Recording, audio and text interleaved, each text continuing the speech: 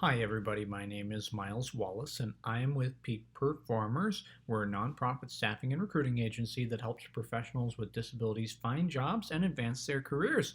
I'm here today to tell you about the top jobs that we're recruiting for this week, as well as give you a weekly recruiter tip answering that age old question of do I even still use cover letters anymore?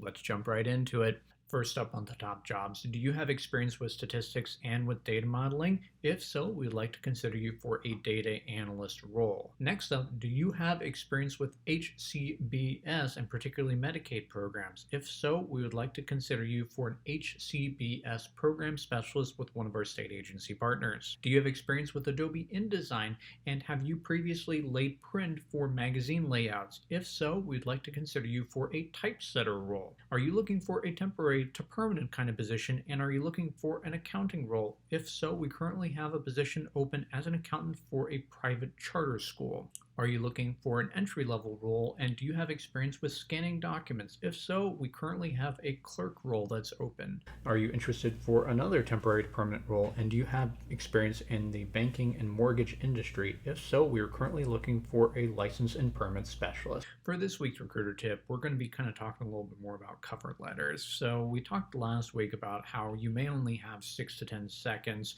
for the recruiter to actually read and absorb the information in your resume. So obviously in that amount of time, they're not going to be able to read a cover letter. So are cover letters dead? Do you still actually use them?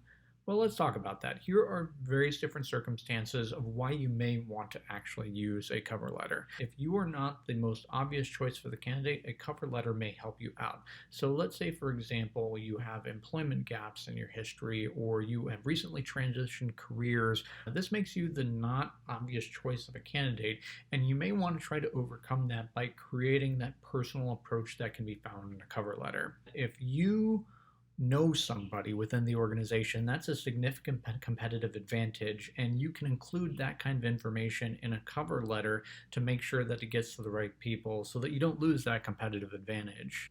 Many job seekers also come to me and they express frustration with the very short page limit and the formatting restrictions that are on a resume. So you may want to include a cover letter to be able to kind of break out of those barriers and really kind of be able to tell your story a little bit more significantly. Here's another reason that you may want to include a cover letter, and that's that most people don't do it. So this could give you a unique opportunity to stand out from a very competitive and crowded field. Another reason you may want to include a cover letter is that some employers actually require it.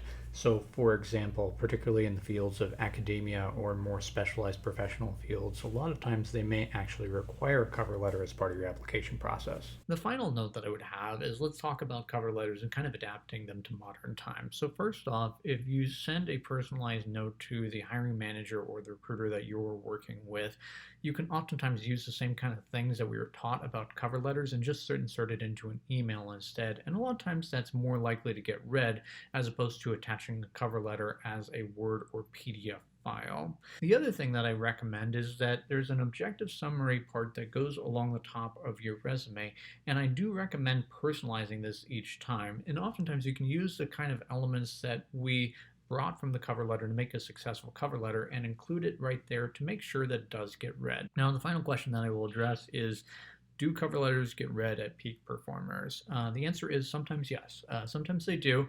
It is pretty uncommon that we actually do get a cover letter from somebody. I would say that cover letter emails are a lot more common, but we generally do read it, but we usually look at the resume first. However, again, if you really need to be able to tell your story or you're going for a more competitive kind of position or you're really trying to make that personal connection with the recruiter, it can't hurt. Thanks so much for joining me, everybody. Again, this is Miles from Peak Performers. We'll see you next week. Bye.